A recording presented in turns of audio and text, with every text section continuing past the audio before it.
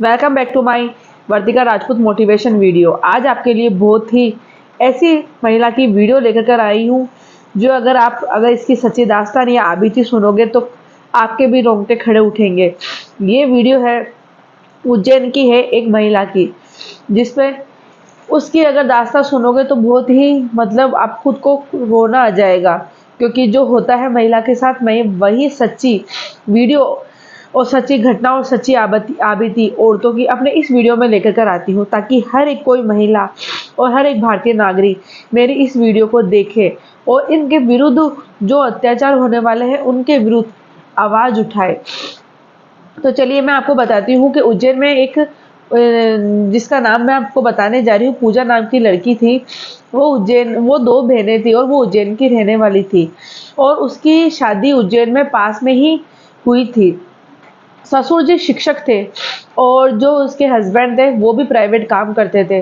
पर ये था कि जो पूजा लड़की थी वो पढ़ी लिखी नहीं थी, वो सिर्फ पहली दूसरी क्लास ही पढ़ी लिखी थी, क्योंकि उनकी आर्थिक स्थिति ऐसी नहीं थी और वो लड़कियों में पढ़ाने में भी इतना वो नहीं रखते थे। तो पूजा बहुत ही कम पढ़ी लिखी थी, पर बाकी का काम उसको बहुत ही बेहतरीन, बहुत ही अच्छे तरीके से।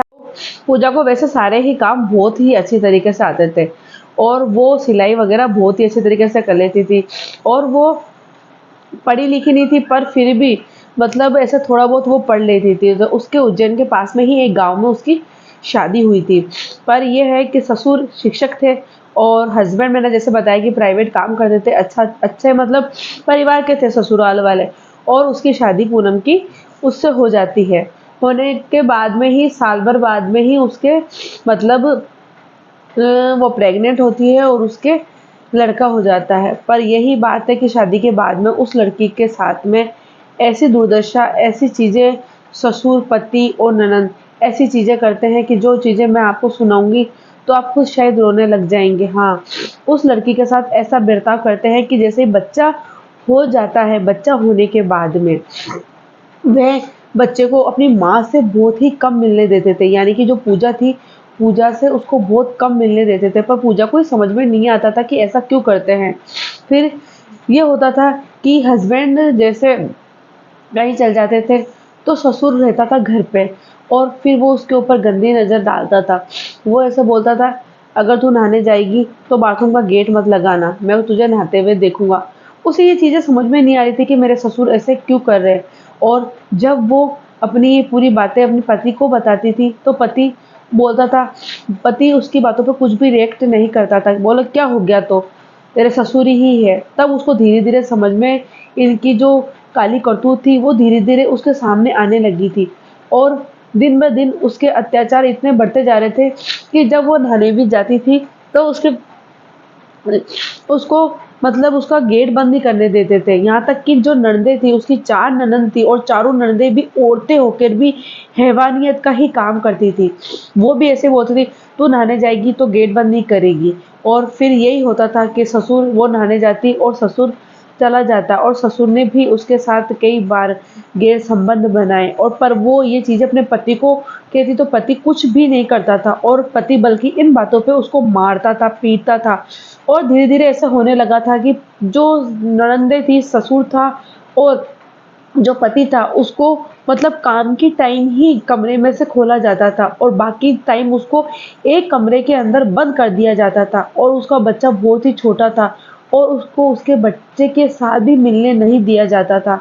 और जैसे ही कुछ काम करना होता या कोई मोहल्ले की औरतें वगैरह या कोई आते रिश्तेदार, तो उनसे मिलने के लिए उसी टाइम ही खोल दिया जाता था उसका गेट और उसको कुछ बोलने के लिए मना कर दिया जाता था। यहाँ तक कि जब उसके पीयर से फ़ोन भी आता था, तब भी उसको बात नहीं करने देते थे और अगर बात करने देते, तो पास में ही खड़े रहते थे और बस अगर वो कुछ बोल ना दे, कुछ कर ना दे, पर वो बिलखती रहती, अपने कमरे में रोती रहती। वो धीरे-धीरे डिप्रेशन का शिकार होते हुए जा रही थी। पर इधर उसके पति का और उसके ससुर का इतना अत्याचार वो होता जा रहा था कि उसको जब चाहे मारने लग जाते थे, जब भी चाहे पीटने लग जाते थे। और उसका जो बच्चा होता था, वो सेमा-सेमा खड़ा-खड़ा उसको देखता रहता था और वो भी बहुत रोता था। पर फिर भी उस बच्चे को उसकी माँ से भी नहीं मिलने दिया जाता था। और जैसा वो बच्चा बड़ा होता गया, ये अत्याचार उनके बंद नहीं हुए और बच्चे को ऐसी चीज़ पढ़ाई जाती है कि तेरी माँ बहुत खराब है, तेरी माँ सबको मारती है, मतलब इतना गंदा-गंदा बच्चे के, छोटे से बच्चे के ज़हन में भर दिया जाता है।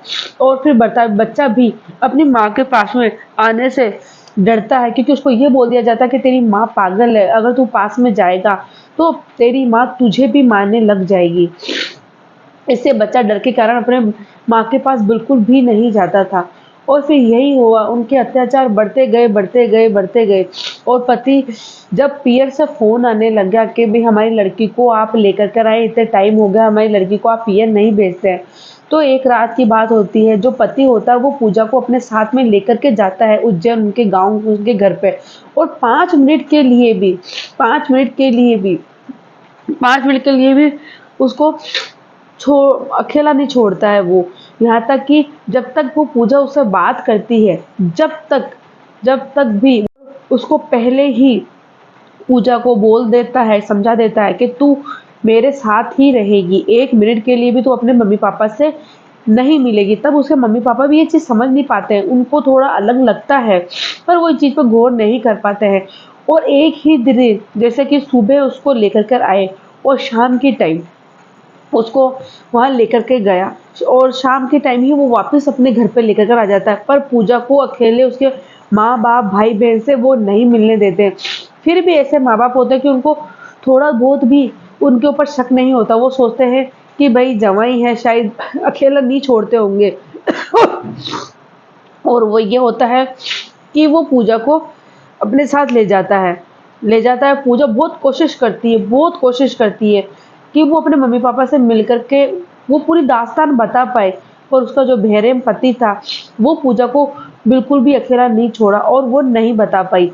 जाकर के जब वो घर पे जाती है तो उस दिन उसका पति उसको बहुत मारता है। यहाँ तक कि पूजा सोचती है, आत्महत्या करने की भी सोचती है। पर पूजा के छोटा-सा बच्चा था, हालाँकि उस बच्चे से नहीं मिलने दे रहे थे। पर वो बच्चा था, उसकी तरफ देख कर के पूजा ने आत्महत्या करने का प्लान भी कैंसल कर दिया था, बिल्कुल कर दिया था। क्या करे, एक माँ है और एक माँ अपने बच्चों की तरफ देखती है कि कहीं मेरे बच्चे बिन माँ के नहीं रह जाए।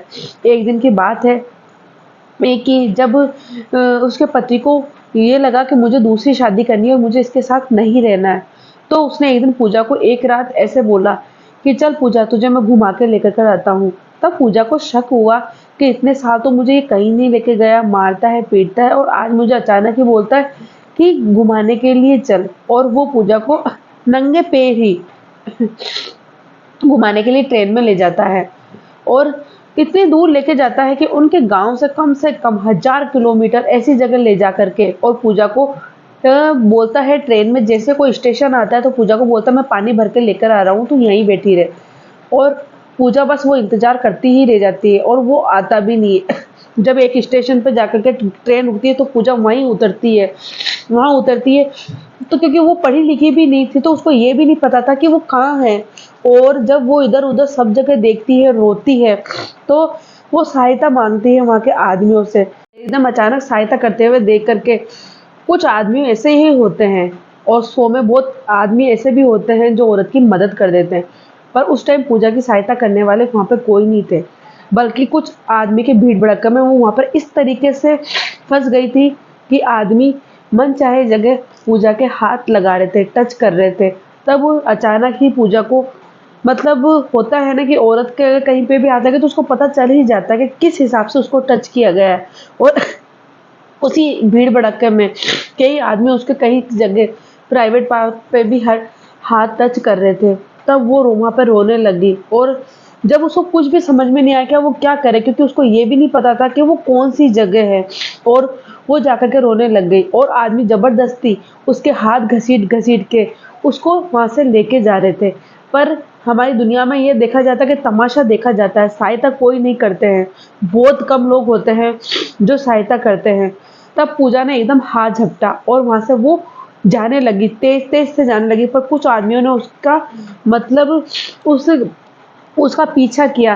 तभी एकदम अचानक से वो एक आदमी से टकराती है, पर वो आदमी जिससे वो टकराती है वो उसके बहुत दूर का रिश्तेदार का भाई होता है।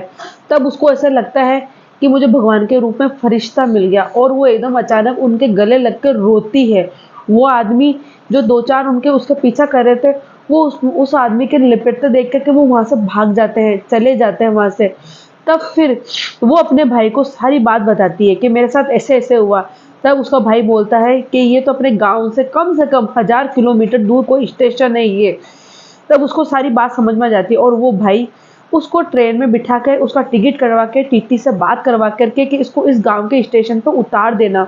तब वो उसको उस उस स्टेशन पे उतार देता है, और वो अपने घर पे पहुँच जाती है। घर पे पहुँचने के बाद में सारी दास्तान वो अपने माँ-बाप को बताती है।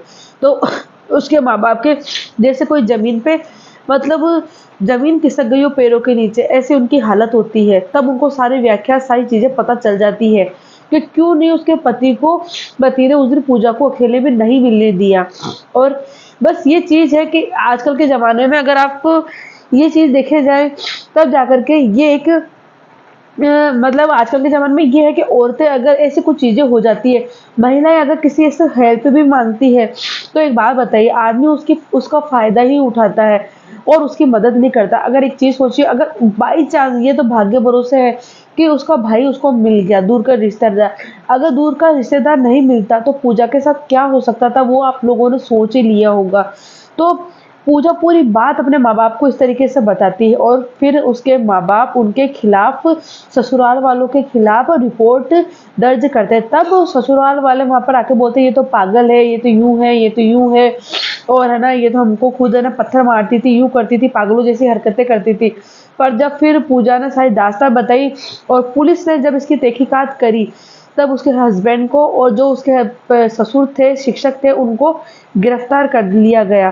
पर एक चीज़ बताइए, ऐसे भी शिक्षक होते हैं जो अपनी बहुओं के साथ ऐसे करते हैं, बहुओं को गलत मतलब नज़र से देखते हैं, उनका फ़ायदा उठाते हैं, और जब इसके खिलाफ अगर औरत अगर आवाज़ उठाती है, महिला, तो उसके पति बहुत कम मतलब ऐसे भी हैवानियत होते हैं जो इस चीज़ में उनका साथ देते हैं, अपने पिता का साथ देते हैं।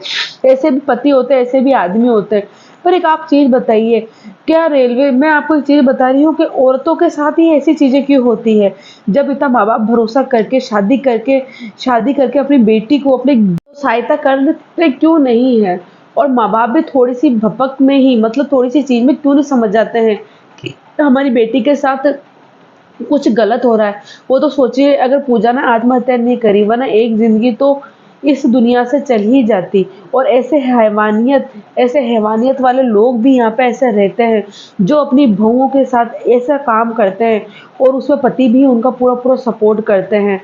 तो आप सोचिए, अगर पूजा को रेलवे स्टेशन पर अगर उसका भाई नहीं मिलता, तो उसकी क्या दुर्दशा होती? हमारे समाज में ऐसा क्यों होता है कि औरत अगर कहीं किसी से सहायता माँगने जाती है, तो उसका फ़ायदा ही क्यों उठाया जाता है? ये समझ में नहीं आता, उसकी सहायता क्यों नहीं करी जाती? बल्कि ये वो सोचता है कि अगर अरे ये तो सहायता माँग रहे हैं, इसका ऐसा फ़ायदा उठाया जाए। तो सोचिए, अगर वो नहीं मिलता तो पूजा के साथ कितना कुछ गलत हो जाता। तो मैं यही बताना चाह रही थी, और अपने वीडियो के माध्यम से यही चीज़ बोलना चाह रही हूँ कि इन जुर्मों के खिलाफ आवाज़ उठानी चाहिए, और औरत को मतलब इतना वो रहना चाहिए कि किसी से सहायता माँगने से पहले भी 100 बार उनको खुद को सोचना पड़ता है कि मैं सहायता माँगूँ या नहीं माँगूँ। पर यही मैं चीज़ बोलना चाह रही हूँ कि अगर कोई ऐसी महिला, ऐसी औरत अगर मदद माँगती है, तो उसकी मदद करनी चाहिए, नहीं बल्कि उसका फ़ायदा उठाना चाहिए। और ऐसे अत्याचार के खिलाफ तो पूजा को पहले ही, मतलब बहुत पहले ही आवाज़ उठा लेनी चाहिए। पर हमारे भारतीय नारी सहती जाती है, सहती जाती है, सहती जाती है, और बहुत कम ऐसी औरतें होती हैं जो इसके खिलाफ आवाज़ उठा पाती है। और पूजा को फिर उसका बेटा दिया जाता है, और पूजा आज अपने माँ-बाप के साथ ही, अपने बेटे के साथ वहाँ पे रह रही है। पर एक चीज़ सोचिए, अगर ऐसी कुछ चीज़ें नहीं होती, अगर सही वक़्त पे वो घर पे नहीं आती, तो उसके साथ बहुत ही बुरा हो जाता। तो बस उन माँ-बापों से और उनसे यही बोलने का है कि कुछ भी अगर अपनी बेटी की ऐसी चीज़ें देखें, तो सबसे पहले उसका सपोर्ट करें, उससे पूरी बात पूछें कि ऐसा क्या है? क्योंकि माँ-बाप तो अपने बच्चों की हर एक परेशानी को थोड़ी-सी ही चीज़ में भाँप लेते हैं। तो चलिए, मैं आप लोगों को बस अपने वीडियो के माध्यम से यही बताने जा रही थी, अगर कोई आदमी, अगर कोई औरत अगर सहायता माँगती है, तो प्लीज़ उसकी सहायता करें, ना ही कहीं उसका फ़ायदा उठाएँ, और उसे क्या है, उससे पूरी बात पूछें, और ये सब चीज़ करके फिर पुलिस स्टेशन में उसके खिलाफ या ऐसी मतलब वहाँ पर सूचना करनी चाहिए कि ऐसी महिला है और ऐसे सहायता मांग रही है, उसके साथ कुछ हुआ है, तो शायद औरत को सहायता मिले और वो आगे इसके खिलाफ कुछ ना कुछ कर पाए। तो बस मैं यही बताना चाह रही थी। फिर मैं मिलती हूँ आपको नेक्स्ट वीडियो के साथ और सच्ची आबिती लेकर के। जब तक के लिए जय हिंद, नमस्ते।